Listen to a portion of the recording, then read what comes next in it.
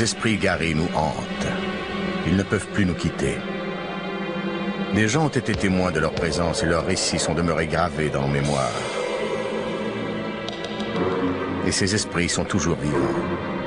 Découvrez avec nous des maisons encore pleines de souvenirs troublants.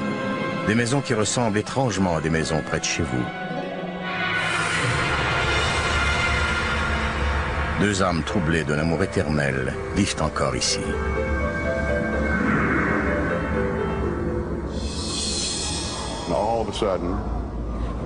Soudain, j'ai senti les poils se dresser sur mon bras gauche, puis sur mon cou, puis sur mon bras droit. Je me suis tourné vers l'escalier et j'ai vu Julie monter les marches. Il y a clairement une présence ici. Ils se sont battus pour ce qui leur appartenait, et leur combat s'est terminé dans un bain de sang. La colère les avait poussés à faire des choses horribles. Ces âmes sont encore ici, demandant réparation. Les péchés d'un père ont-ils mené à la naissance d'un enfant difforme? Il croyait qu'il avait des sabots, une queue. Cet enfant était-il un don de Satan? Et pourquoi est-il toujours ici à rôder dans la pénombre? Suivez-nous à la découverte de maisons hantées. Des histoires étonnantes d'esprits troublés et d'âmes torturées. À Lucan, en Ontario, un énorme secret habite encore la ville. Tout a commencé en 1880 dans la maison des Donnelly. Le théâtre authentique d'un massacre sanglant lorsque toute une famille est assassinée dans un acte de vengeance féroce animé de peur et d'ignorance. Il y a plus d'un siècle, les Donnelly vivaient ici. Ils ont préféré mourir plutôt que de quitter leur maison. Et aujourd'hui, leurs âmes refusent de partir. Leur emprise sur cette maison semble inépuisable.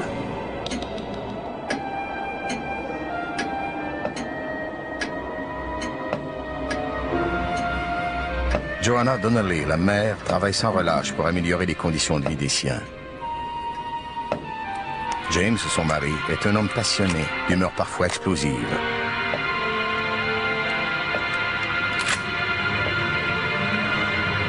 Et à la fin, ils sont morts brûlés vifs.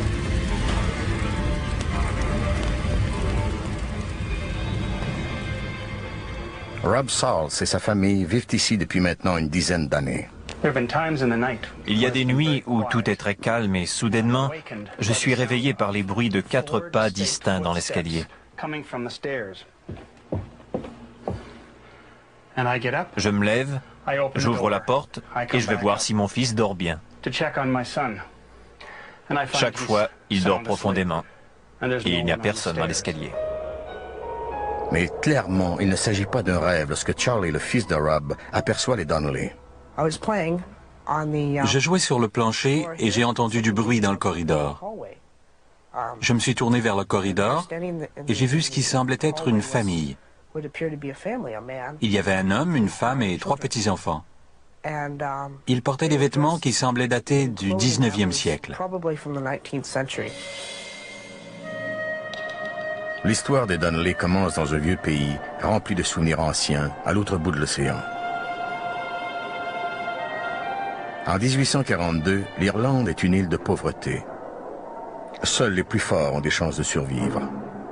Les Irlandais catholiques se sentent prisonniers de leur sort. Les lois britanniques leur interdisent de posséder des terres dans leur propre pays.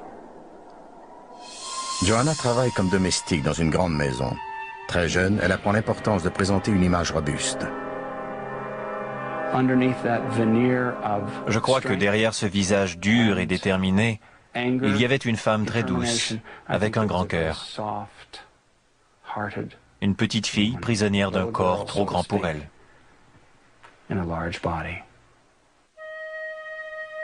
James est conducteur de charrette et il partage des rêves secrets avec Joanna. Il était très décidé. Et lorsqu'il manquait de courage, je pense que Johanna en avait pour 2. Je crois qu'elle encourageait James à ne pas se laisser faire. James et Joanna se marient et ils émigrent au Canada vers une terre promise, dans un pays difficile où ils pourraient enfin s'établir. Ils cherchent un sol dans lequel ils pourront planter leurs racines et cultiver une nouvelle vie. La terre était comme un rêve impossible. Elle était la source de la richesse, du pouvoir et de l'autonomie. C'était le grand rêve de tous les Irlandais. Ils triment dur à défricher la terre pour la rendre arable. Ici, en Amérique du Nord, ils peuvent devenir propriétaires d'une terre s'ils réussissent à la défricher. Jour après jour, au fil des ans, ils s'approchent de leur but.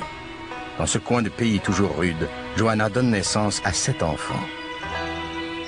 La vie est rudimentaire, mais tous ces défis la motivent. Et son attachement à sa nouvelle terre devient rapidement inébranlable. Ils ont mérité leur propriété en travaillant très fort et en refusant de céder. Finalement, une fois leur terre apprivoisée, les Donnelly construisent une grange. Une étape importante qui les rapprochait de leur titre de propriété pour lequel ils avaient travaillé si fort. L'énergie est très forte ici.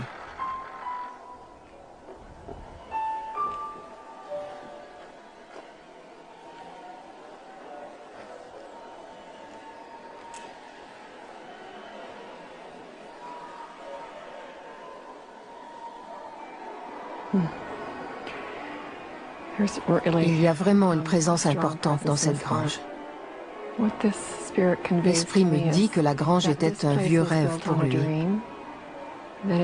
que tous leurs rêves et leurs efforts sont enfouis dans ce sol. Il dit qu'ils ont travaillé sans relâche pour exploiter cette terre.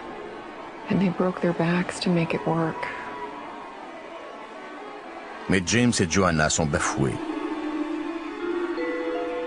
Leurs propriétaires n'acceptent de leur vendre qu'à la moitié de la terre promise, seulement la moitié de la terre dans laquelle ils avaient investi tant de sueur et de sang. La propriété qui devait être à eux est divisée le long de cette ligne. La portion cultivée leur est enlevée, mais donnée à un voisin nommé Patrick Farrell. Cette division de leur terre est comme un coup de glaive au cœur. Elle rappelle les injustices de l'Irlande. Les Donnelly se sont exploités et ils veulent se venger.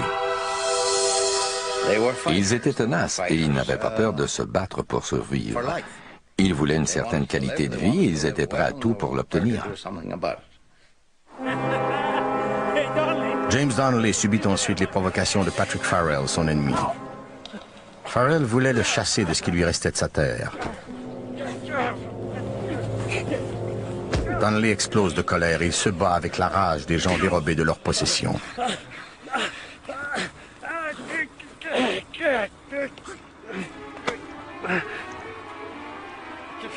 Dans le feu de l'action, hors de lui, il se venge finalement de son rival. Il tue Farrell. Pour la première fois, du sang était répandu dans cette querelle. Et ce n'est qu'un début.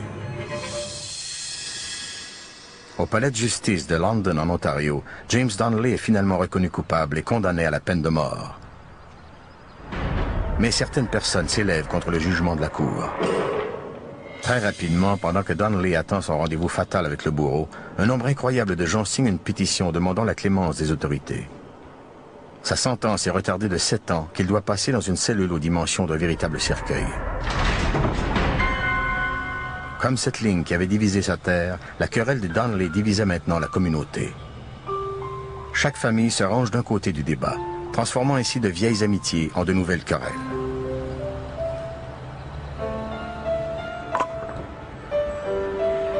Et pendant ce temps, seule sur Terre, Johanna doit élever ses enfants. C'était une femme exceptionnelle qui était très déterminée. J'ignore comment elle a fait, mais elle a réussi à s'accrocher et à conserver sa ferme.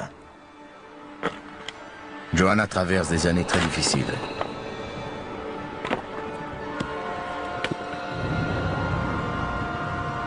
Très vite, son cœur se change en pierre.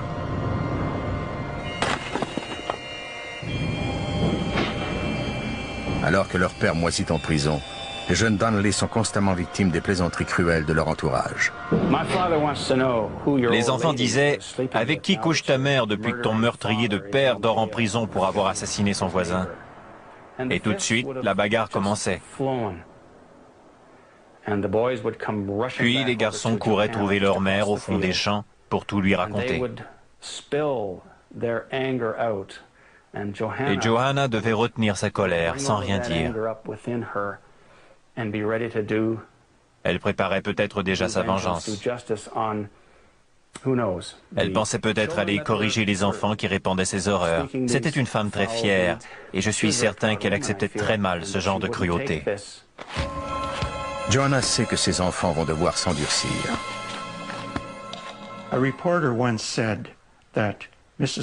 Quelqu'un a raconté qu'elle priait à genoux pour que ses fils brûlent en enfer pour toujours, si jamais ils pardonnaient à leurs ennemis et qu'ils refusaient de se venger. Les gens qui aidaient les Donnelly demeuraient leurs amis pour la vie. Mais ceux qui tentaient de s'en prendre à eux le payaient très cher. Après la pause, la conclusion troublante de la lutte des Donnelly pour obtenir justice et survivre. Dans la famille Donnelly, c'est Johanna qui enseigne à ses fils à se tenir debout, fiers et autonomes. Mais à mesure qu'ils grandissent, les jeunes Donnelly se mettent à terroriser leurs voisins du village de Loken. Ils sèment la pagaille et provoquent les autorités. Un des frères Donnelly meurt au cours d'une mêlée. Ils buvaient un moment, puis ils déclenchaient des bagarres. Ce genre d'accrochage était toléré et les constables ne pouvaient rien faire pour les arrêter. Jim Grover a conservé certains vestiges de l'époque. Descendant d'une grande famille liée au passé et très intéressé par l'histoire, il possède un objet qui vaut une fortune à ses yeux. L'arme préférée de Johanna Donnelly, sa matraque. Tout le monde aimait raconter comment elle était très habile avec une matraque, comment elle était la plus coriace de toutes. Elle ne craignait personne lorsqu'elle allait en ville. On raconte qu'elle pouvait entrer dans un bar et se mesurer à 3 ou 4 adversaires à la fois, qu'elle pouvait tous les jeter dehors parce qu'elle n'avait jamais peur de qui que ce soit. Mais les frères Donnelly ont maintenant une réputation peu enviable. Ils sont rudes et agressifs. Et ils n'hésitent jamais à enfreindre la loi. À Loken, pendant que les gens se terrent dans leur maison, on libère finalement James Donnelly. Il allait maintenant retrouver sa liberté, mais il allait aussi être confronté à de nombreuses portes fermées. Les gens ne veulent pas de lui dans leur entourage, et les vieilles querelles s'enflamment à nouveau. On brûle des granges, et tout de suite une pluie d'accusations s'abat sur les Donnelly. Vivant dans un climat de terreur, certains croient même que Johanna est de connivence avec le diable. Beaucoup de gens accusaient Mme Donnelly d'avoir encouragé ses fils à commettre toutes ces choses. Certains disaient que c'était elle qui leur avait enseigné comment couper la langue d'un cheval. Quelqu'un a même raconté que Johanna avait montré à ses fils comment couper les trayons d'une vache. La résidence Donnelly se transforme peu à peu en véritable forteresse. Tous ceux qui s'en approchent sont perçus comme des agresseurs. Seuls les amis et la parenté immédiate peuvent y pénétrer. La maison dégage une sorte de chaos, une sorte de crainte des événements à venir et de leurs conclusions. On a l'impression que tout est hors de contrôle. Toute la maison est imprégnée de ce genre d'énergie. Le père John Connolly, un prêtre des environs, connaissait toutes les légendes entourant les Donnelly et il avait son opinion sur toutes ces histoires. On raconte que le père Connolly avait dit un jour que Jim Donnelly était le pire démon qu'il avait jamais rencontré. Que Johanna Donnelly était possédée du diable et qu'un jour elle allait mourir dans un fossé. En chair, le père Connolly excite les passions qui allaient sceller la destinée des Donnelly. Il demande à ses fidèles de se regrouper et de chasser le diable de sa paroisse. Il va même jusqu'à leur offrir des cris de ralliement.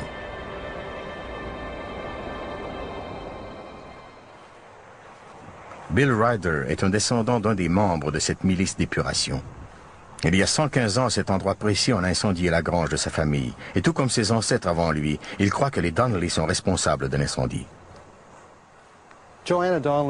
La veille même de l'incendie de la grange, Johanna Donnelly avait prévenu que le bâtiment allait être brûlé. Selon moi, c'était probablement un accident. Quand on commet une erreur stupide qui détruit des bâtiments, il est souvent plus facile d'inventer une histoire que de blâmer quelqu'un d'autre. Alors que les flammes dévorent la grange des Ryder, la passion populaire dépasse les limites de la raison. Les gens se sont mis à blâmer les Donnelly pour toutes sortes de choses, mais les Donnelly refusaient de quitter les lieux, même s'ils n'avaient aucune chance de gagner contre tous ces gens. Malgré cette colère populaire sans cesse grandissante, les Donnelly refusent de céder. James et Joanna ne quitteraient jamais leur terre. Il était prêt à mourir pour sa terre de rêve. C'est ce qu'il me dit présentement. Il ne pouvait plus reculer, il en était à un point de non-retour. Encore une fois, James Donnelly est traduit en justice dans cette cour de London en Ontario.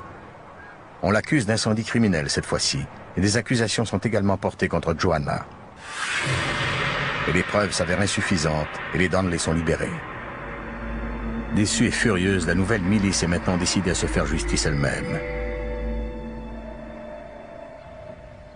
Il y a 115 ans, ce vieux bâtiment de ferme était l'école Cedar Swamps.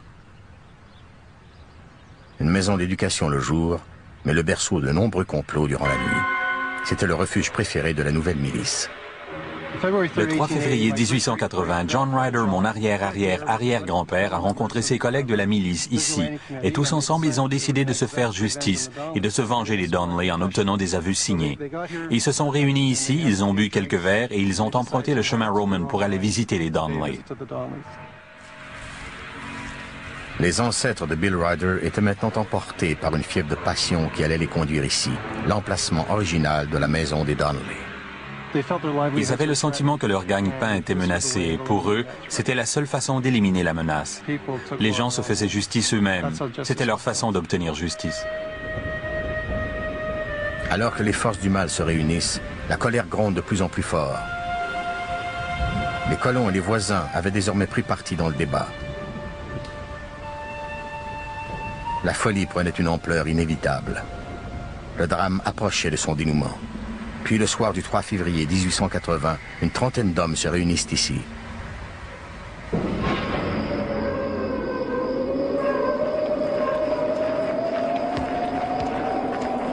Ils veulent se venger et la folie s'empare d'eux. C'est à ce moment-là que tout a éclaté. Plus d'une vingtaine d'hommes se sont introduits par la porte arrière en brandissant des bâtons. Le vieux Jim Donnelly a été le premier à tomber. Il a été victime de graves blessures à la tête. Bridget s'est sauvée de la cuisine pour aller dans la salle familiale encore sombre, puis vers la porte qui conduisait à l'étage. Elle a refermé la porte derrière elle et elle a couru jusqu'en haut pour aller se réfugier dans une grande pièce sans mur. Quelques instants plus tard, Tom Donnelly, qui faisait presque 1,80 m, a réussi à se libérer de ses agresseurs, les menottes au poignet, en hurlant dans la pénombre pour finalement se diriger vers la porte d'entrée. Et là, il a défoncé la porte avec son épaule et il a réussi à sortir jusqu'à cet endroit, juste ici.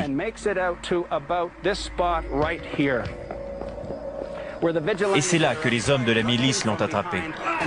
Ils l'ont attaqué par derrière, ils l'ont frappé dans le dos à plusieurs reprises à grands coups de fourche à foin. Johanna leur a demandé un moment pour prier. Ils lui ont lancé des injures en lui disant qu'elle avait eu suffisamment de temps pour prier. Et ils l'ont frappée à la tête. Elle est tombée juste ici. Puis, ils ont ouvert les réservoirs de leurs lampes et ils ont versé de l'huile à charbon un peu partout. Quelqu'un a ensuite suggéré qu'on verse de l'huile sur les lits. Ils ont donc imbibé les lits d'huile. Puis, ils ont vu Tom, qui n'avait plus ses menottes, essayer de s'asseoir en grognant. Quelqu'un a crié « Prenez une pelle et ouvrez-lui la tête ». Un des hommes s'est donc approché avec une pelle et il en a asséné 6 coups au jeune Donnelly pour lui ouvrir le crâne.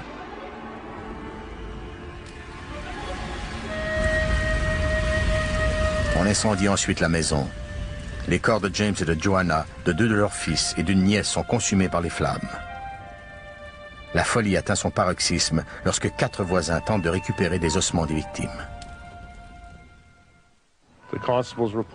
À leur arrivée sur les lieux, les constables ont trouvé 4 crânes dans les cendres. Et lorsqu'ils ont voulu récupérer les corps, il n'en restait qu'un seul. Ils ont tenté de le soulever et le cadavre est tombé en poussière. Tous les restes encore transportables des Donnelly avaient disparu mystérieusement en l'espace d'une journée. 5 hommes sont accusés du massacre des Donnelly. Mais à la lumière du jour, ce ne sont que de simples fermiers et le jury les libère rapidement. Je ne pense pas qu'il s'agissait d'un meurtre prémédité. Je crois qu'ils ont tenté d'obtenir des aveux des Donnelly et que soudainement quelque chose a mal tourné. Seuls les gens qui étaient impliqués dans la tragédie savent ce qui s'est réellement passé et ils ont emporté leur secret avec eux en mourant. Certains racontent que Joanna avait jeté un sort à ses agresseurs avant de mourir. Une autre superstition venait de naître. Le Noël suivant le massacre, un des meneurs de la milice voyageait en traîneau avec sa famille et il a voulu passer par-dessus les voies ferrées à environ 2 km au nord de Lucan. Il a tenté de traverser avant l'arrivée du train, mais c'est le train qui a gagné la course. L'homme, sa femme, son frère et sa sœur ont tous été tués dans l'accident. Et évidemment, cela a redonné de l'élan à toutes ces histoires de sortilèges.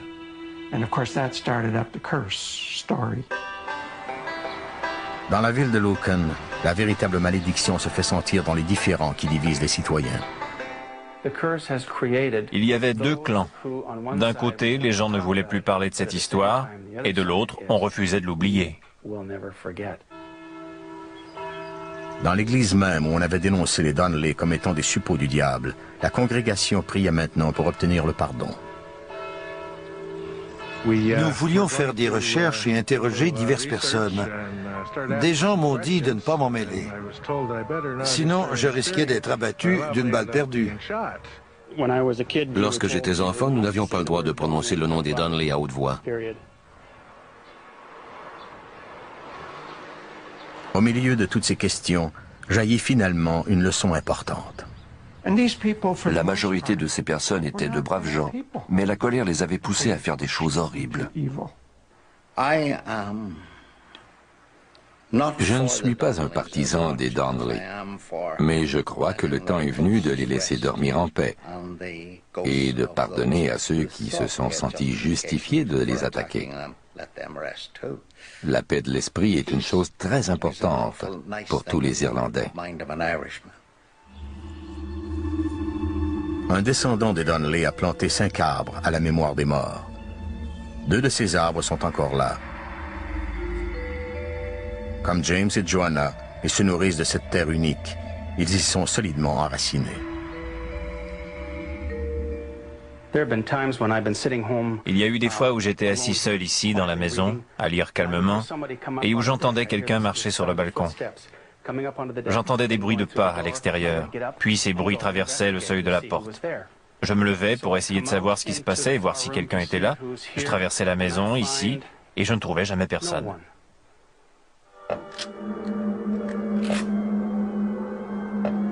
Je ne savais pas ce qui se passait, mais je sentais clairement qu'il y avait quelque chose qui faisait ces bruits. Les flammes de l'enfer sont souvent provoquées par la peur ou par des rumeurs de toutes sortes. En réalité, seule la compassion humaine peut réellement nous sauver. Dans un moment, nous retournerons à une époque où un homme riche et une femme modeste se sont battus avec acharnement pour vivre ensemble. Un endroit où, encore aujourd'hui, cette jeune femme hante la maison où elle avait vécu une passion clandestine. Elle était belle. Sa peau était satinée et ses cheveux sentaient le printemps. Elle s'appelait Julie, et comme la Juliette de Shakespeare, elle est morte pour l'homme qu'elle aimait. La tragédie a eu lieu dans cette maison de la Nouvelle-Orléans en 1829. Julie est une jeune femme de race noire, l'homme qu'elle aime est de race blanche.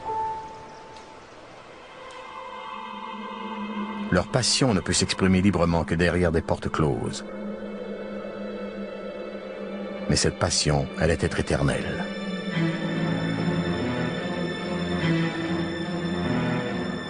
Aujourd'hui, l'esprit de Julie hante encore cette maison, l'endroit même où elle avait livré son cœur.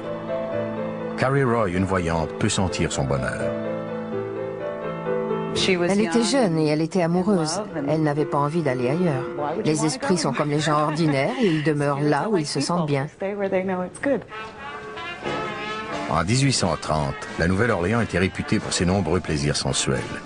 C'était un endroit où les gens se mêlaient les uns aux autres, des Français, des Anglais, des Noirs, des Blancs. C'était aussi un endroit où les passions clandestines étaient très fréquentes. Les femmes les plus exotiques, comme Julie, étaient surnommées autochtones. Des femmes dont un des grands-parents était de race noire. de véritable beauté très prisée des hommes de race blanche. Les gens croyaient que les femmes d'origine africaine étaient très sensuelles et qu'elles existaient uniquement pour le plaisir de l'homme blanc. Je le dis parce que c'est vrai. Pour ces femmes, une liaison de cœur avec un homme blanc représentait une chance d'accéder à une meilleure qualité de vie. Elles vivaient avec un homme durant 20, 30, 40 et même 50 ans. Et finalement, elles héritaient des propriétés de cet homme. Elles avaient des enfants avec eux et elles les faisaient baptiser. Plusieurs ont accédé à la liberté ainsi. Évidemment, cette liberté se transmettait à leurs enfants et tous leurs descendants. À la Nouvelle-Orléans, dans le quartier latin, ces relations clandestines trouvent enfin un foyer qu'on surnommait maison de plaçage. Des maisons de plaisir achetées par des hommes qui voulaient vivre une relation à long terme avec une seconde femme. C'était une sorte de double vie pour l'aristocratie de race blanche. Ces hommes avaient une femme de race blanche qu'ils retenaient sur une plantation quelque part ou dans un appartement dans un autre quartier. Et ils avaient une maîtresse de race noire. Ces gens avaient deux familles en même temps dans la même ville. Les premières frictions raciales sont nées ainsi, mais il s'agissait surtout d'accrochages entre femmes. Julie avait entendu parler de la vie luxueuse dont profitaient ces maîtresses d'hommes blancs. Mais elle était une femme de nature romantique et pieuse qui rêvait d'un véritable mariage. Elle avait été élevée dans la religion catholique et elle voulait avoir un mariage catholique dans une ville catholique. Elle voulait un mode de vie traditionnel. Très souvent, les femmes comme Julie pouvaient se faire passer pour des femmes blanches. Elles étaient libres légalement, mais elles demeuraient prisonnières de vieux préjugés. Toutes les femmes noires devaient porter un foulard qui les distinguait des femmes blanches. Et elles le portaient fièrement, même si c'était un symbole de racisme.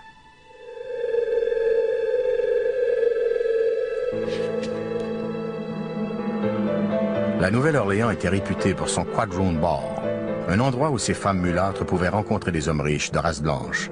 Poussée par sa famille, Julie n'a que 16 ans le soir de sa première sortie au Quadroon. L'endroit est somptueux et éblouissant, puis elle rencontre Zachary. Le Quadroon Ball était un endroit terrifiant pour elle. Les hommes étaient polissons et vulgaires.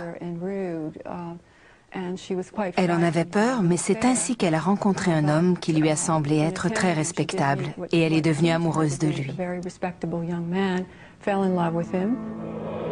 Il invite Julie à danser, et elle est aussitôt séduite, littéralement emportée par un tourbillon romantique. La salle est grisante, les lumières sont scintillantes, et l'espace d'un instant magique, elle lui cède son cœur. Mais lorsque l'homme lui a fait une proposition, ça n'a pas été une demande en mariage.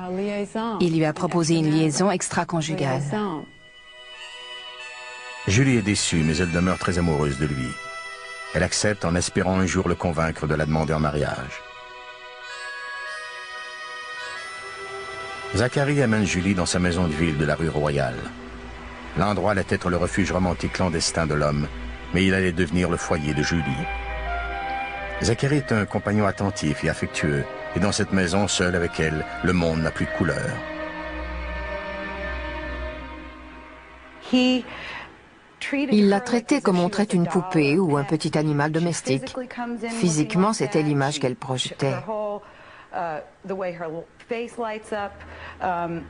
Elle était comme une poupée qui jouait à la maîtresse de maison.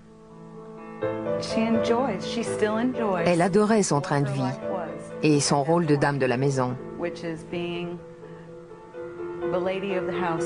Même si elle était jeune et qu'elle n'était pas réellement la maîtresse des lieux, elle se prêtait à ce rôle avec un plaisir quotidien. Dans cette pièce, Julie et Zachary parviennent à ignorer le reste du monde. Pour eux, l'endroit est un véritable paradis.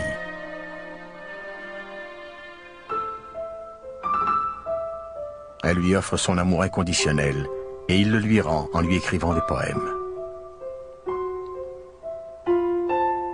Tes lèvres sont comme un velours écarlate. Tu as ravi mon cœur.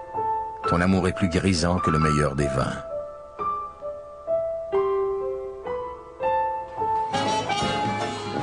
Mais dehors, le monde est toujours hostile. Elle était comme prisonnière d'un étau. D'un côté, il y avait les Blancs qui se servaient d'elle, et de l'autre, Il y avait des Noirs qui étaient payés pour la servir, mais qui la méprisaient parce que d'une certaine façon, elle était une des leurs et ils avaient l'impression qu'elle s'était retournée contre eux.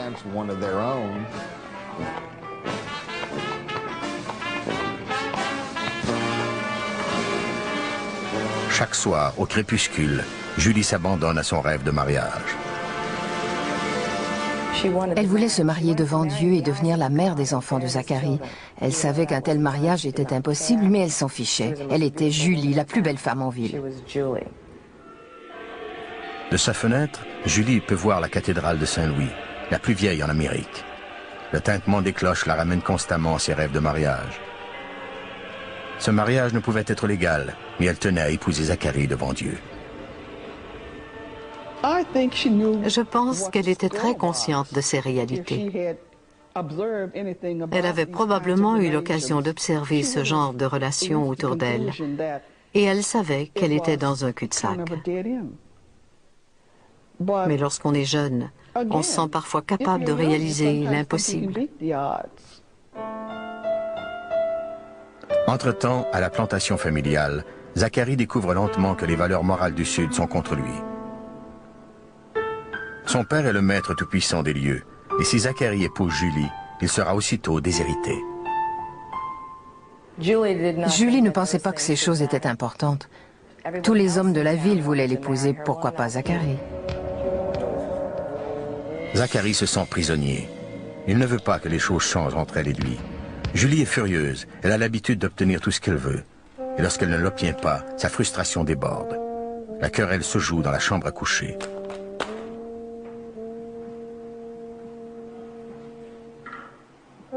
La pièce, jadis imprégnée de tant de passion, est maintenant froide et sans amour. Il a commencé à désenchanter à son tour, parce que la passion de Julie n'était plus la même. Elle était maintenant froide avec lui. Elle assumait encore toutes ses tâches domestiques et conjugales, mais elle le faisait de façon mécanique, sans passion. Et cela a évidemment refroidi Zacharie à son tour. Au retour de la pause, nous verrons comment l'argent et les différences raciales peuvent séparer des gens qui s'aiment. Est-ce que le désir et la passion de Julie vivent toujours dans cette maison?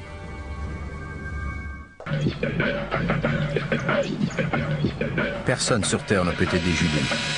Elle se tourne donc vers les forces de l'au-delà. Elle sent qu'elle a besoin de forces magiques pour conquérir Zacharie.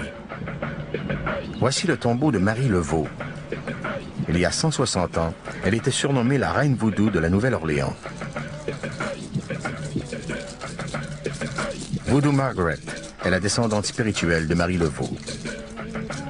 Julie voulait être l'épouse de Zacharie et non pas sa maîtresse.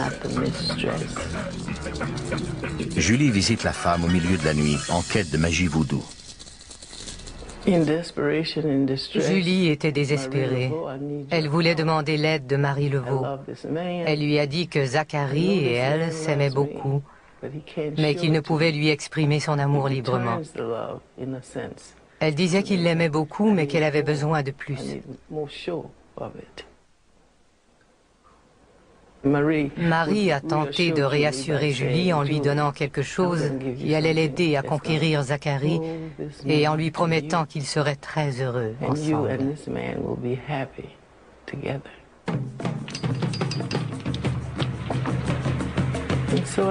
Avec tous les pouvoirs qui m'ont été confiés, j'implore la lumière divine de protéger Julie et Zacharie. Que l'amour de Dieu puisse les envelopper, que sa puissance puisse les protéger et que sa présence puisse veiller sur eux partout où ils iront. Puissent-ils être en sécurité loin de tout danger. Que Dieu les bénisse.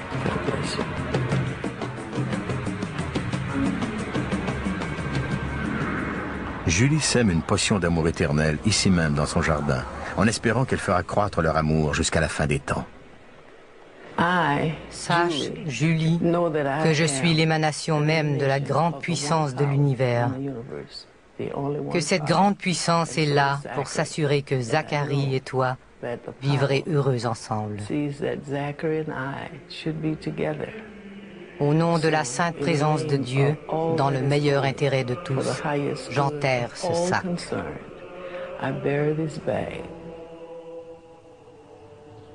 Le sort en était ainsi jeté. Un lien éternel reliait désormais Julie à cet endroit. Tommy Mullen, le propriétaire actuel des lieux, a été témoin de la présence de l'esprit de Julie.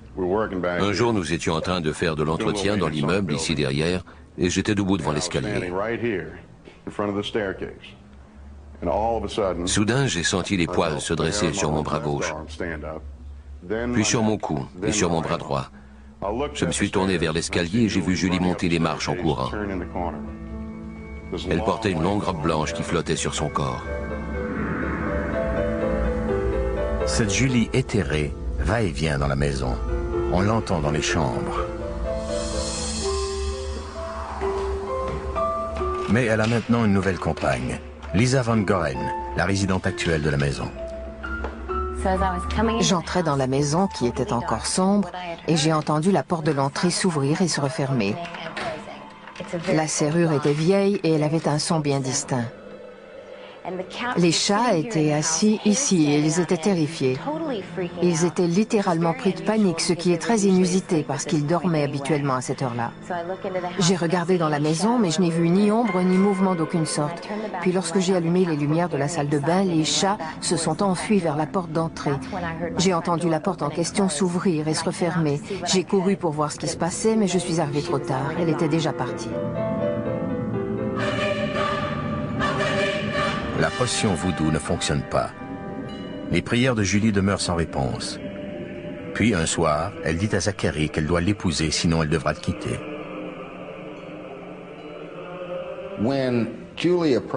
Lorsque Julie s'est approchée de Zachary pour lui parler de mariage, il lui a expliqué qu'il serait confronté à une marée de controverses qu'il ne pourrait jamais surmonter.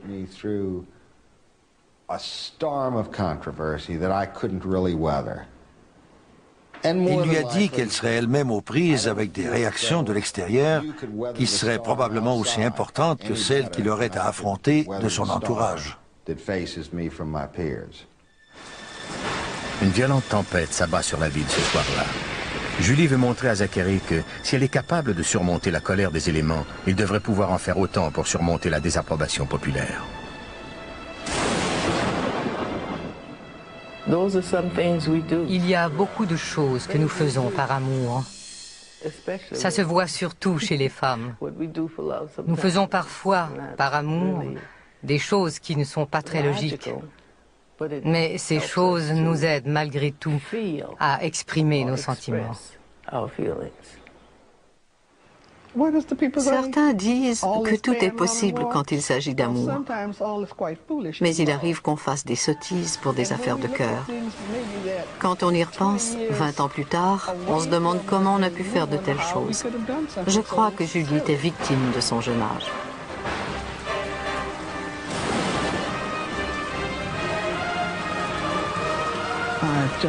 Elle était jeune et elle n'avait pas vraiment considéré toutes les alternatives. Elle avait probablement, tout simplement voulu lui prouver qu'elle était sérieuse. Julie sort en pleine nuit.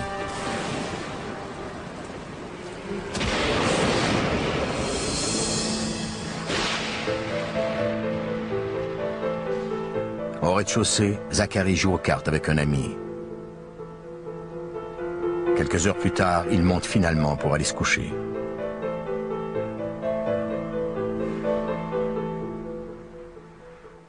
Il est allé dans la chambre pour la rejoindre, mais elle n'était pas là. Il a alors réalisé que ces menaces étaient peut-être réelles. Puis, il est monté sur le toit dans l'espoir de la trouver. Il a couru vers l'escalier et il est sorti en pleine nuit sous la pluie. Et là, il a vu le petit corps recroquevillé et nu de Julie au bord du toit. Tout de suite, il s'est précipité vers elle, les larmes aux yeux, et il a posé la main sur elle. Son corps était froid. Elle était morte.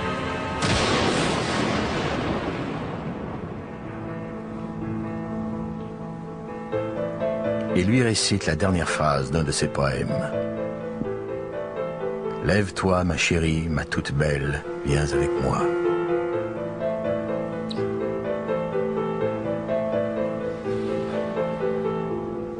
Elle lui répond « Suis-moi, Zacharie », et il la suit. Il meurt 6 mois plus tard, le cœur brisé. En entendant cette histoire, on serait tenté de dire qu'il faut se méfier des vœux qu'on fait, parce qu'ils pourraient très bien se réaliser. Elle avait voulu son amour éternel, mais peut-être pas de cette façon-là. Emprisonné dans cette maison, le seul endroit où il avait pu s'exprimer librement, cet amour avait des chances de durer toujours.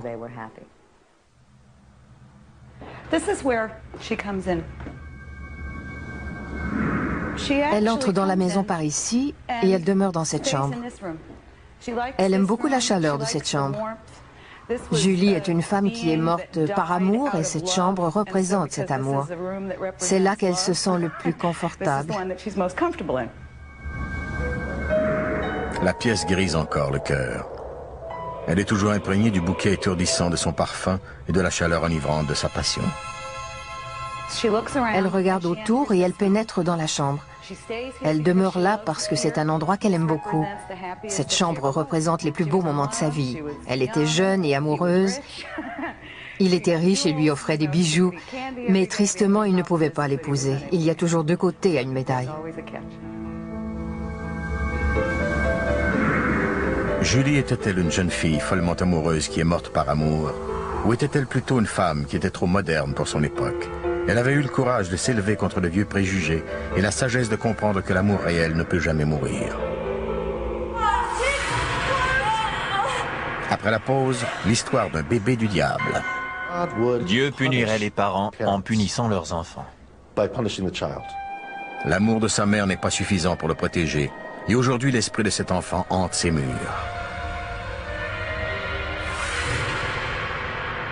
De plus, l'histoire de John Wilkes Booth, le meurtrier le plus célèbre du 19e siècle, devenu célèbre même avant la mort du président qui l'a assassiné. Voici la maison Hall, construite il y a plus de 100 ans pour servir de refuge aux sans-abri des ghettos d'immigrants de Chicago. En 1913, un nouveau-né a été abandonné juste ici. Certains croient qu'il s'agit d'un enfant du diable, et la rumeur se répand rapidement. Dehors, des gens prétendent l'avoir vu. L'enfant est né difforme, ce qui donne naissance à des rumeurs toujours plus féroces. Certains prétendent qu'il s'agit du diable en personne. Une pénitence terrifiante pour les péchés d'un père trop violent. Ses parents vivaient ici à Chicago, sur la rue Taylor, au début du siècle. Les moins fortunés arrivaient ici de tous les coins du monde. Les rues dangereuses du quartier respirent la violence la plus dure. La vie était très difficile dans ce quartier et je pense qu'elle était encore plus difficile pour les femmes.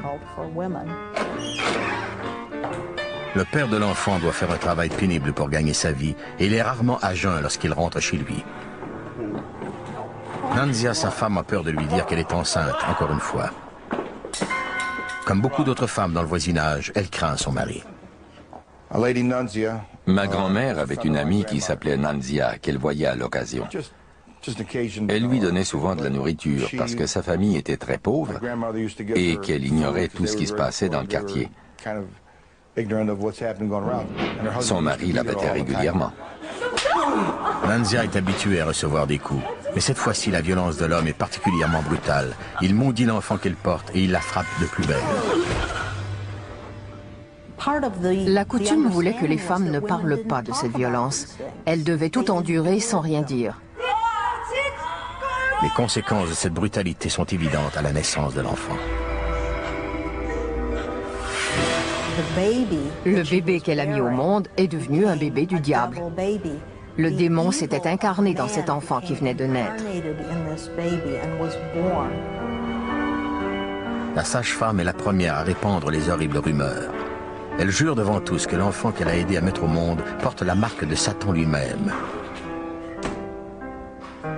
Une pauvreté sans merci venait de faire du nouveau-né une victime comme tant d'autres. Nanzia sait déjà que son enfant handicapé sera condamné à la cruauté de vieilles superstitions. Pour des parents sans argent, un enfant handicapé est une véritable malédiction. La violence de son mari avait causé ces difformités chez le nouveau-né et elle devait maintenant le protéger. Elle a d'abord amené son enfant chez ma grand-mère. Le bébé était peut-être mongol ou quelque chose comme ça. Ses difformités étaient facilement visibles. Sa colonne vertébrale dépassait le bas de son dos de plusieurs centimètres, juste au-dessus des fesses. Ma mère m'a raconté que la chair était rigide. Ce n'était pas une queue comme on voit chez les animaux. Elles ont ensuite conduit le bébé au refuge Hull House. Et là, tout le monde était étonné. Ils l'ont fait entrer et ils l'ont interrogé. Nandia leur a expliqué que son mari la battait et qu'elle craignait pour sa vie et celle de son enfant. Ils lui ont donc offert de garder son enfant, lui disant qu'il prendrait soin du bébé parce qu'il ne voulait pas que son mari la batte encore une fois. Elle avait réellement peur d'être tuée par son mari. Jane Addams, fondatrice de Hull House, prend la garde de l'enfant, comme elle l'avait fait si souvent auparavant pour des enfants fragiles dont la vie était rongée par la pauvreté. Elle croit qu'il est important de protéger les démunis et un bébé handicapé a certainement besoin de beaucoup de soins. Addams s'était longtemps battue pour l'émancipation des femmes.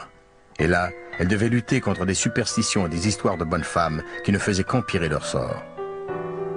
Le combat s'annonçait difficile. Jane Addams abritait maintenant un monstre et les femmes de la rue Taylor voulaient toutes le voir.